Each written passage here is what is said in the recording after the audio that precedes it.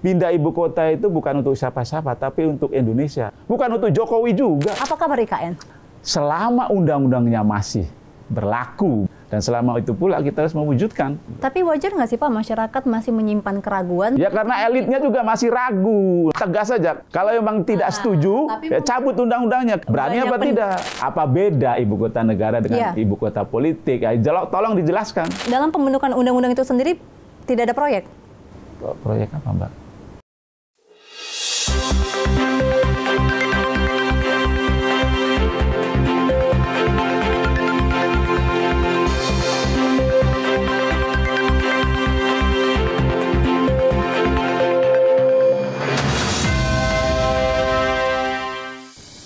Pemirsa, setelah sempat memudar dari perbincangan masyarakat, pembangunan IKN nyatanya masih masuk dalam rencana kerja Presiden Prabowo dan ditargetkan selesai dalam jangka 3 tahun ke depan.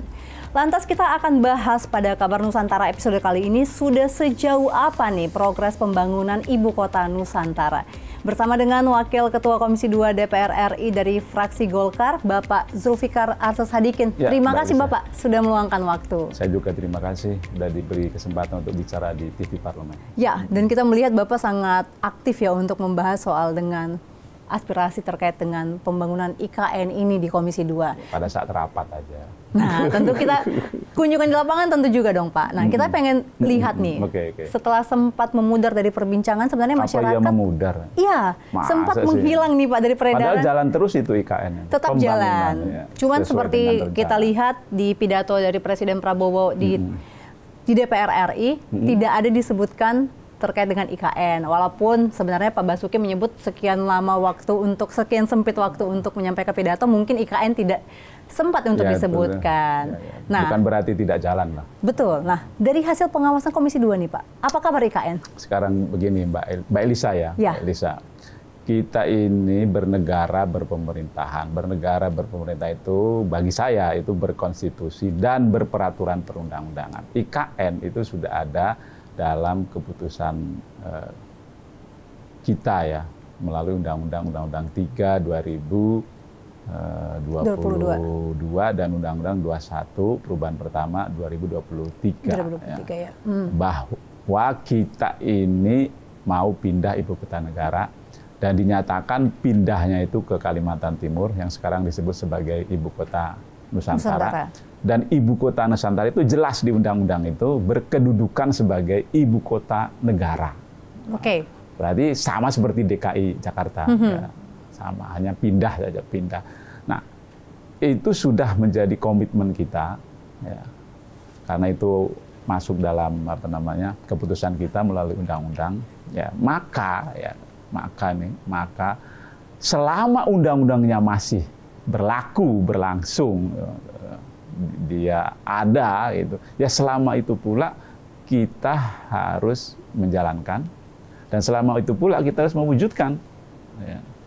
Jadi kalau ada yang berpikir tidak mau mewujudkan, gitu, termasuk tidak mau pindah, ya berarti tidak taat sama undang-undang. Berarti dia tidak bernegara, dia tidak berpemerintahan. Ya. Kalaupun toh mau begitu ya robah undang-undangnya, cabut undang-undangnya, hilangkan undang-undangnya. Namun nyatanya pemerintahan saat ini tidak mencabut atau menghilangkan undang-undangnya. Sudah harus seperti itu ya kejar aja pembangunannya. Dan selama ini pembangunan itu masih berjalan. Target awalnya selesai di tahun berapa nih Pak? Karena di tahun 2028 dari Perpres nomor 79 tahun 2025 Presiden Prabowo sebenarnya menyebut, kalau di ini Mbak, di undang-undang yang Mbak Elisa ya, termasuk di blueprintnya, rencana induknya itu memang tidak sebentar itu, ya kan? Paling tidak itu membutuhkan waktu minimal 20 tahun supaya dia operasional ya, operasional benar-benar dia berfungsi sebagai ibu kota negara. Tapi kita memang ada target setiap berapa waktu tertentu itu harus selesai, misalnya tahap satu itu sayap eksekutif namanya. Kan mereka kan menyebutnya itu ada 3 sayap, sayap eksekutif, sayap legislatif, lalu sayap yudikatif. Nah, tahun ini, tahun depan itu harus sudah selesai sayap eksekutif.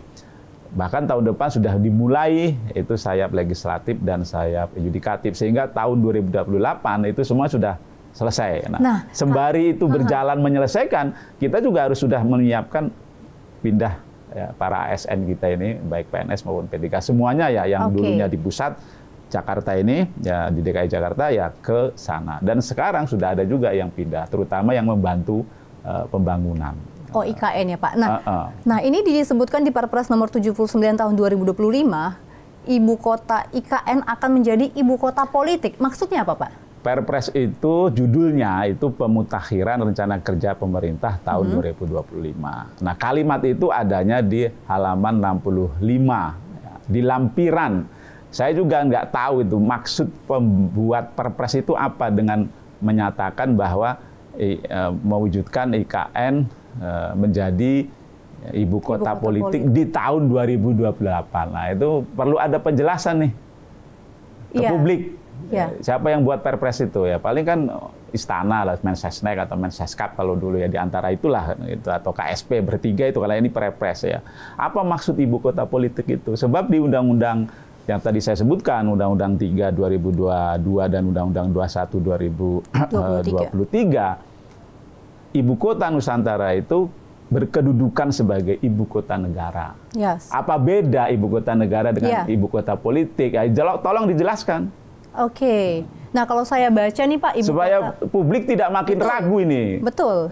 Ada keraguan yang muncul dan disebutkan kalau ibu kota politik, apakah akan ada 3 lembaga utama yang tadi Bapak sebutkan juga, eksekutif, legislatif, apakah mau seperti di Afrika Selatan? Seperti apa itu Pak? Jakarta itu punya 3 ibu kota karena mereka kan ingin mengkonsolidasi dirinya, ingin melakukan resolusi, karena mereka itu konflik awalnya itu kan, menentukan ibu kota. Akhirnya disepakati ada ibu kota yudikatif, ada ibu kota administratif, ada ibu kota legislatif. Tapi kalau itu terjadi di Indonesia, apakah tidak menyalahin undang-undang yang sudah justru itu undang-undang kita mengatakan ya, IKN ibu kota Nusantara itu berkedudukan sebagai ibu kota negara. Ya, ibu kota negara seperti lazimnya sekarang ini DKI Jakarta ya menjadi tempat semuanya, ya tempat legislatif, ya tempat eksekutif, ya tempat yudikatif, bahkan tempat semua pengurus pusat partai politik, pengurus pusat ormas dan macam-macam lah. Berarti kalau kita mau menganut ke Undang-Undang nomor 3 tahun 2022 dan juga Undang-Undang nomor 21 tahun 2023, berarti semuanya harus pindah ke IKN. Oh iya dong. Nah kita berarti sekarang perbincangan kita menganggap bahwa dan ini kan IKN akan pindah nih.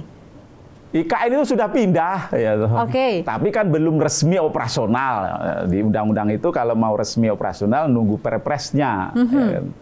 Sekarang ya masih DKI, tapi kan sudah pindah-pindahnya itu dengan adanya undang-undang itu. Bahwa efektifnya itu belum, ya kita masih menunggu prosesnya, masih menunggu peraturan presidennya soal itu, keputusan presidennya soal itu, ya. Tapi maksud kita ini, kenapa kita harus ragu terus bahwa kita ini jadi apa enggak, jadi apa enggak, jadi apa? Undang-undangnya masih ada kok, proses pembangunannya masih berjalan, dan ini kan bagus Mbak Elisa pindah ibu kota ini. Oh, Bapak berpandangan ini bagus? Loh iyalah, bagus lah untuk kita makin meng-Indonesia. Supaya view kita itu view Indonesia gitu. Tidak hanya view Jawa aja. Selama ini kan view kita ini view Jawa. Kalau kita pindah ke sana, view kita view Indonesia. Dan kita kan melihatnya dari tengah itu. Ada Sumatera, ada Kalimantan, ada Maluku, Sulawesi, ada Jawa, ada Nusra, Bali Nusra. Kan, gitu. Tapi wajar nggak sih Pak, masyarakat masih menyimpan keraguan mengingat makin ya karena elitnya juga masih ragu. Nah, itu dia. Makanya elitnya tegas saja. Kalau memang kita masih punya undang-undang itu, ya laksanakan udah. Kalau memang tidak setuju, ya cabut undang-undangnya, keluarkan undang-undangnya. Kan, gitu. Mungkin berani apa tidak? Itu dia Pak, berani atau tidak. Banyak pertimbangan mungkin selama dari itu sisi tidak anggaran. berani, tidak usah terlalu banyak bicara lah. Kan, gitu. Laksanakan aja. Oke. Kita sekarang mempertimbangkan bahwa ini akan tetap bahwa pelaksanaannya itu harus menyesuaikan keadaan keuangan kita karena memang ada prioritas yang lebih. Rezim sekarang ini ya monggo aja, itu wajar, itu bisa kita terima. Tapi kalau itu akhirnya membuat kita itu, aduh, nggak usah jadilah. Gitu. Itu kan nggak apa ya? Kalau orang Jawa bilang itu nggak satria begitu itu. Tahu satria ya? Sembodo kalau orang Jawa bilang itu. Pelin-pelan, bisa disebut pelin-pelan ya Pak? Lama-lama begitu, begitu. Ya. Nah, kita mau bahas nih Pak, terkait dengan fasilitas-fasilitas yang mungkin sudah ada. Fasilitas itu makin dilengkapi, ya kan? Rumah sakit ada, hotel ada, Tapi kan orang-orangnya juga belum ada ya Pak di sana. Ya, yang membangun ada lah di sana. Ada juga dari polisi, ada juga dari TNI ya untuk menjaga itu. Nah, saya terakhir ke sana itu sekitar 2 bulan lalu, Pak. Memang pembangunan tetap berlangsung, tapi memang tidak seintens tahun-tahun sebelumnya. Awalnya VIP, jadi bandara, lalu menjadi bandara umum. Umum, ya. Betul. Nah, terus mes, apa istilahnya itu? Bukan mes ya? Apa enaknya? Apartemennya untuk tempat juga tinggal, ya. Sudah semakin banyak. Bahkan yang paling kecil itu ukurannya berapa ya? Ukuran untuk tiga kamar, Pak, di dalam satu ASN keluarga dan AS bujang, nah itu betul. Ada. Nah, kalau kita membahas ini, Pak, untuk di tahun 2026 biaya IKN di APBN 2026 ini ditetapkan 6,3 triliun. Nah, cukup nggak sih, Pak, untuk target-target yang akan ditentukan membangun sayap legislatif yang belum terbangun di kalau IKN? Menurut teman-teman OIKN, Pak Basuki bilang kurang itu. Mereka minta tambahan 14 triliun. Yes, tapi ditolak Banggar. Bukan soal ditolak ya, mungkin ada kebutuhan lain lah dari program yang ada gitu. Oh, itu alasan untuk di hold dan tidak disetujui dulu nih Pak, penambahan anggaran 14 triliun. Saya memakluminya begitu Mbak Elisa Mamudonya, karena memang pemerintahan sekarang ini punya prioritas ya, prioritas. Dan sebenarnya setiap pemerintahan punya prioritas. Kalau memang pemerintahan yang punya prioritas itu memberikan anggaran yang lebih kepada prioritasnya, itu wajar. Wajar. Gitu. Tapi jangan sampai meninggalkan selama keputusan itu masih berlaku. Oke. Nah, kira-kira di angka untuk APBN di tahun depan di angka 6,3 triliun ini apakah akan mengganggu kalau dari Pak Zul lihat untuk pembangunan? Kalau kita lihat dari penjelasannya Pak Basuki bukan mengganggu, tapi ya harap dimengertilah kalau memang nanti gitu ya, karena memang jumlah yang dibutuhkan lebih besar daripada yang disediakan, ya mereka tentu akan menyesuaikan. Oke. Nah, tapi untuk dalam jangka waktu 3 tahun ke depan anggarannya kan Pak sudah ditetapkan nih Pak 48,8 triliun. Ya, kalau itu nanti nggak tercapai berarti kan lebih panjang lagi penyelesaiannya. Baik. Kita akan bahas lebih lanjut nih Pak di segmen berikutnya Pak. Masih menarik nih. Tetap bersama kami pemirsa di Kabar Nusantara. Nah, untuk kementerian lembaganya tentu kita mempertimbangkan mana yang krusial untuk membantu tugas eksekutif terlebih dahulu. Berangsur. Nah, kalau terkait dengan kategori ataupun misalnya kondisi seperti apa nih dari ASN yang harus dipindahkan terlebih dahulu? Karena kan yang ke sana tidak hanya yang bujang, yang berkeluarga. Betul. Ini yang harus dipikirkan Komisi 2 nih Pak terkait dengan pemindahan. Sekarang pertanyaan kita itu Mbak Elisa itu, pindah ibu kota itu bukan untuk siapa-siapa, tapi untuk Indonesia. Kenapa orang ragu gitu kalau ini untuk Indonesia? Kecuali kalau untuk Mbak Elisa doang itu enggak apa-apa, orang ragu gitu.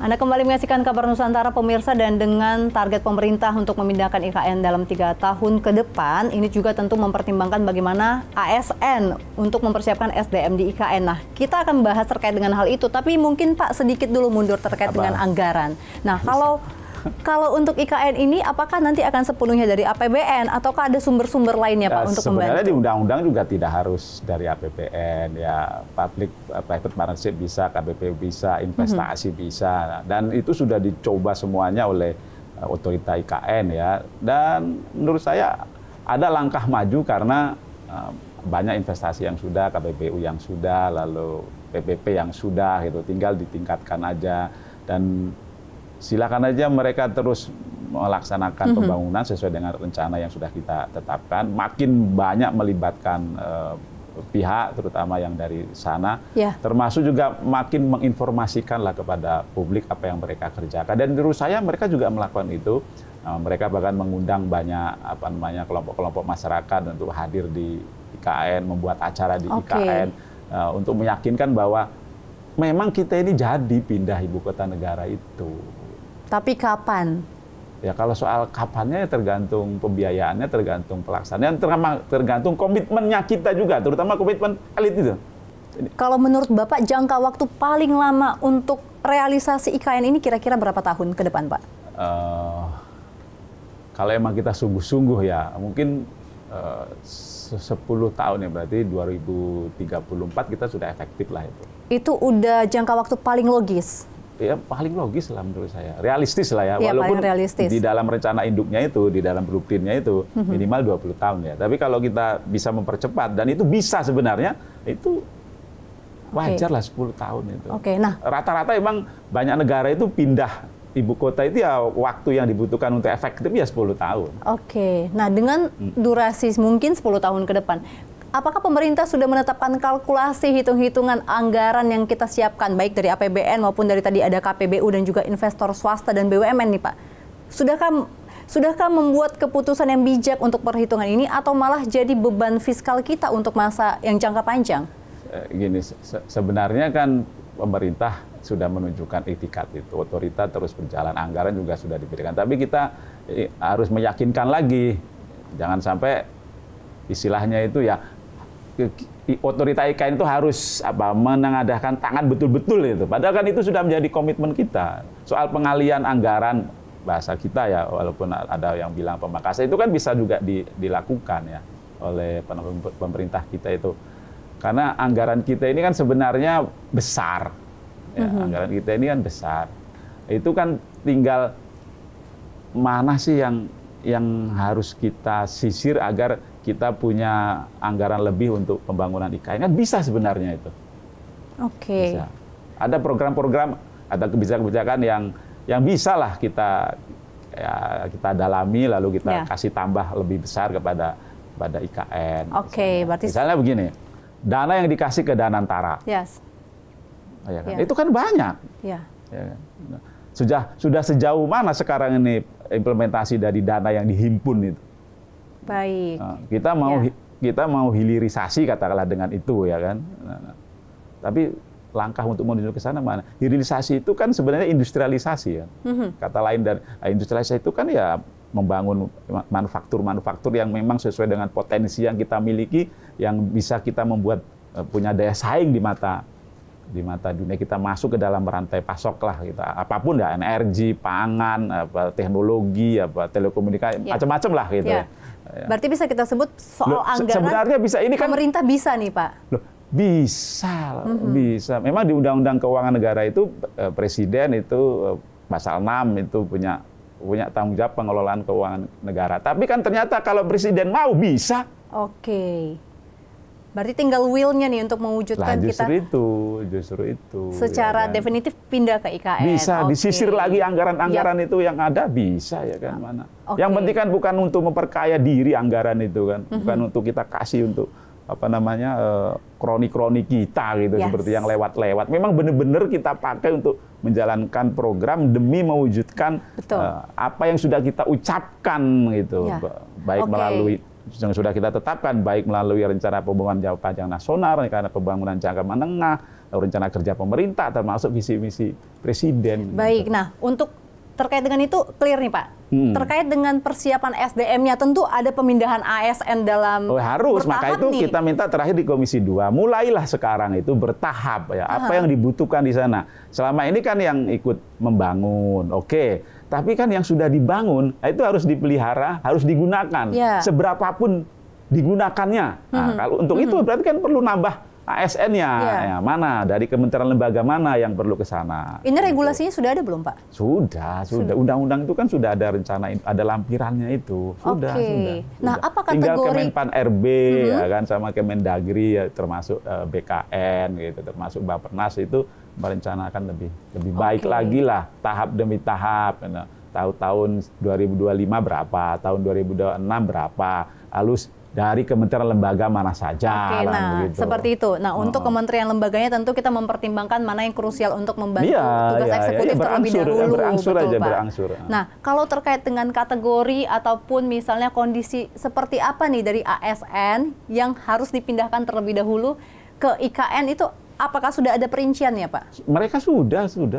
Apakah yang rekrutmen benar tahun rekrutmen 2024 ke atas yang terlebih dahulu? Mereka mulai dari yang istilahnya yang soft dulu ya, mengajak, lalu menawarkan, mengajak begitu ya. Nanti kan lama-kelamaan juga harus memastikan semuanya bisa pindah. Gitu ya. Sekarang ini yang dibutuhkan aja untuk pembangunan, untuk pengawasan, lalu ya ke depan untuk yang operasional. Karena istana presiden itu sudah jadi. Iya, sudah jadi Pak. Benar. Difungsikan lah kalau yang sudah jadi itu, ya kalau difungsikan berarti perlu ada orang yang sekarang ini orang Sesnek di sana, orang Seskap di sana, orang KSP di sana, kan begitu. Tapi Pak, sebenarnya ya banyak ASN di pusat ini resisten terhadap pemindahan ke IKN. Mungkin ya faktor keluarga, faktor sosialnya juga, dan juga mungkin ya, biaya hidup. Nah, gimana Pak? Apa Komisi 2 mendorong ada insentif? Ada insentif. Ya paling tidak kan rumah tinggal, mau tapak mau susun ya, disediakan. Ya. Gratis. Oh iyalah. Berserta semua furnitur full furnished ya, berarti ini, Pak. Insya Allah. Itu kan salah satu insentif ya, daya tarik, daya dorong teman-teman ASN begitu. Oke. Untuk terkait dengan tunjangan, terkait dengan apakah akan ada promosi jabatan seperti itu kira-kira Pak? Ya istilahnya mereka yang penting tidak turun lah dari yang sekarang ini. Kan, gitu. Kalau perlu naik. Kan, gitu. Oke. Tapi memang masih jadi pertimbangan banyak ASN nih Pak untuk pindah ke sana. Kalau melihat dari resistensinya, mengingat bahwa kalau ASN kan dia sudah buat teken, Mbak. Harus bersedia ditempatkan di seluruh Indonesia, Pak, mengabdi terhadap negara tentunya ya. Nah, memang tapi yang jadi pertimbangan mungkin fasilitasnya nih Pak. Karena melihat mungkin yang berkeluarga nih bawa anak, gimana fasilitas kesehatannya, pendidikannya, sekolahnya. Pendidikannya juga sudah mereka menyediakan. Memperbaiki, meningkatkan yang sudah ada di sana juga dilakukan, buat baru juga dikerjakan. Nah, semua sudah dipikirkan. Dalam rencana induk itu yang menjadi lampiran dua undang-undang tadi itu semuanya sudah ada. Oke, terakhir saya ke sana tuh Pak 2 bulan lalu itu, di komplek IKN-nya memang itu sudah ada rumah sakit. Sekolah saya belum lihat. Cuman kalau untuk sekolah, apakah memang akan di pusat dekat dengan komplek IKN atau menggunakan daerah-daerah yang di sekitarnya gitu, menggunakan Pak? Itu ya, jadi, supaya ada dampak lah, kehadiran IKN itu punya dampak lebih banyak manfaatnya kepada masyarakat. Makanya SD-SD di sana itu banyak yang ditingkatkan, diperbaiki begitu ya. Lalu membangun sendiri juga iya. Tentu setelah makin banyak yang hadir di sana itu harus sudah ada juga disediakan. Karena kan yang ke sana tidak hanya yang bujang, yang berkeluarga. Betul. Ini yang harus dipikirkan Komisi 2 nih Pak, terkait dengan pemindahan. Sekarang pertanyaan kita itu Mbak Elisa itu. Pindah ibu kota itu bukan untuk siapa-siapa, tapi untuk Indonesia. Kenapa orang ragu gitu kalau ini untuk Indonesia? Kecuali kalau untuk Mbak Elisa doang itu enggak apa-apa. Orang ragu gitu. Untuk saya gitu. Ini untuk Indonesia. Bukan untuk Jokowi juga, termasuk bukan untuk Prabowo juga. Bahwa yang punya ide Jokowi gitu. Tapi kan ide itu sudah diputuskan bersama menjadi sebuah undang-undang gitu. Dan benar-benar untuk Indonesia, bukan untuk siapa-siapa. Berarti Bapak berpendapat bahwa tidak ada unsur kepentingan politik dalam melanjutkan IKN ini? Ya, kita tidak menafikan ada kepentingan pribadi dalam setiap proses gitu ya. Tapi kecil lah kali. Paling tidak legacy gitu. Ada lah kan, ada achieve gitu. Setiap orang kan pasti punya kepentingan itu ya. Nggak mungkin kita menafikan sama sekali atau menolkan sama sekali kepentingan pribadi gitu kan, nggak mungkin. Tapi pribadinya yang seperti apa kan begitu. Kalau pribadi, saya harus ada legacy ya, dan legacy ini untuk Indonesia supaya saya bisa dibilang yang berprestasi, itu wajar itu menurut saya, dan harus kalau seperti itu ya. Kita akan bahas Pak, tahan dulu di segmen berikutnya. Tetap bersama kami pemirsa di Kabar Nusantara. Tentu kita tidak ingin bahwa ini hanya sekedar proyek mercusuar nih Pak. Justru itu, ya kan, justru itu. Benar. Dan jadi termasuk semuanya. Kalau kita mau mengimplementasikan kebijakan, menjalankan program, apapun kebijakan program itu, jangan sampai lagi kita berpikir itu proyek. Kalau kita berpikir itu proyek, rusak nanti kebijakan dan program itu. Daripada nanti mubazir itu, ini pasti berjalan terus loh. Makanya itu, karena ini untuk Indonesia, Mbak. Saya yang justru heran tuh begini.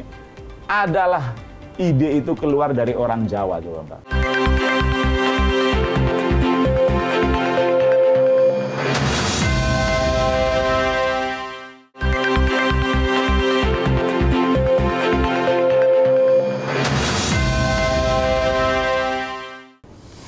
Kembali di Kabar Nusantara pemirsa, masih bersama Pak Zulfikar di sini. Iya, Mbak Elisa. Pak, terkait dengan pemindahan ASN dikit nih. Aduh. Ada anggota Komisi 2 dalam rapat menyebutkan bahwa jangan hanya ASN dari pusat, dari Jakarta saat ini yang dipindahkan ke Kalimantan Timur, tapi juga ASN dari daerah lain, provinsi lain di Kalimantan, ke Kalimantan Timur. Bagaimana pandangan Bapak? Ya memang kita ini tidak ada pembedaan ya nasional daerah soal ASN itu ya. ASN itu ya ya punya Indonesia lah begitu atau pusat begitu. Tapi ya tetap harus mendahulukan yang dari KL di sini dong, ya. Jangan dari daerah sana. Mereka membantu oke lah, atau ditawari ya silakan aja. Mereka menjadi orang kementerian lembaga, gitu. Tidak apa-apa. Tapi yang jelas dahulukan yang kementerian lembaga di sini, ASN yang dari kementerian lembaga di yang sini. sudah terbiasa untuk mendukung kinerja kementerian lembaga di sini tentunya ya Pak. Oke, kalau kita bahas terkait dengan kewenangan nih Pak, nanti kan di IKN itu akan ada nggak sih kira-kira benturan kewenangan antara Pemda Kalimantan Timur sama otorita IKN yang memegang kewenangan untuk IKN nih Pak? Ya, yang jelas kan selama ini memang otorita. Nanti kalau memang sudah efektif, ya perlu kita berpikir untuk memastikan bahwa ibu kota negara itu ya pusat pemerintahan atau tempat di mana pemerintahan pusat bekerja. Oke, berarti nanti akan dibuat untuk tetap akan ada kewenangan khusus di IKN? Ya, karena sudah khusus kan, itu sudah khusus. Hanya mungkin kalau sudah operasional begitu efektif berjalan, kita perlu berpikir apakah namanya tuh nomenklaturnya itu tetap otorita apa perlu diganti dengan yang lain. Oke. Mungkin ya provinsi ya bukan provinsi Kalimantan Timur juga ya, provinsi apalah gitu. Walaupun waktu saya masuk di Pansus Undang-Undang IKN itu saya lebih cenderung nomenklaturnya itu kota gitu ya, kota. Karena banyak ibu kota negara di negara-negara lain itu nomenklaturnya itu kota, wilayahnya itu kota ya, bukan provinsi. Bukan provinsi, betul. Misalnya London itu kota. Oke. Terus Paris itu kota, terus Teheran itu kota. Mana lagi? Canberra di Australia? Ya boleh lah begitu. Atau Washington DC. Oke. Itu dia lebih ini dari kota lagi ya. Itu yang perlu diselesaikan ya kalau memang sudah berjalan, sudah bekerja ya, efektif begitu ya. Karena memang pemerintahan kita ini kan strukturnya hanya ada dua, pemerintah pusat dan pemerintah daerah. Ya. Nomenklaturnya itu betul. Pasal 18 Undang-Undang Dasar itu. Dan betul. Pemerintah daerah itu nomenklaturnya hanya 3 ya, yang besar provinsi, yang kecil kota, kabupaten. Dan berarti harus dibuat nomenklatur baru nih Pak untuk IKN ya? Iya, menurut saya begitu. Kalau sampai sekarang masih otorita, ya silakan aja, undang-undangnya sudah seperti itu. Dan saya lebih memahaminya karena ini sedang proses pembangunan. Tapi kalau sudah operasional, kita perlu pikir ulang tuh, apakah tetap otoritas. Sebab di Undang-Undang Pemda, Undang-Undang Pemda, itu istilah otorita itu ada dalam bab kawasan khusus. Oke. Sementara saya memahaminya ibu kota negara itu, dia bersifat khusus pasti, tapi dia bukan kawasan khusus.